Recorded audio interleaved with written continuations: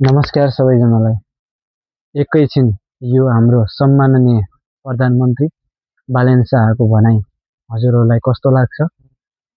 Skip नगरी यो भिडियोलाई हेरिदिनु होला अनि राम्रो लाग्छ भने लाइक, कमेन्ट, सेयर पनि गरिदिनु होला। सीमाको विषयमा पनि चिन्ता लिनुभएको थियो।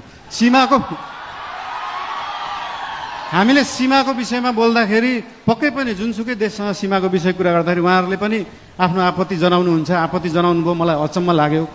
ल ठिक छ, तपाईँहरूसँग प्रमाण छ भने ल्याउनुहोस्। हामीसँग त प्रमाण छ, हामीसँग कालापानी लिपुलेखको प्रमाण छ र त्यो प्रमाण लिनलाई हामीले पहिला ब्रिटिसले राज गर्दाखेरि त्यो प्रमाण ल्याउनुपर्छ भने ल्याउँछौँ भनेका हो। हामीले ब्रिटिसलाई मध्यस्थकर्ता राख्न खोजेका होइनौँ।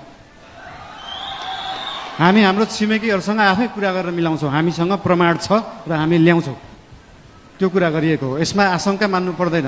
मेरो राष्ट्रियताप्रति कुनै आशंका मान्नु पर्दैन, कसैले पनि मान्नु पर्दैन।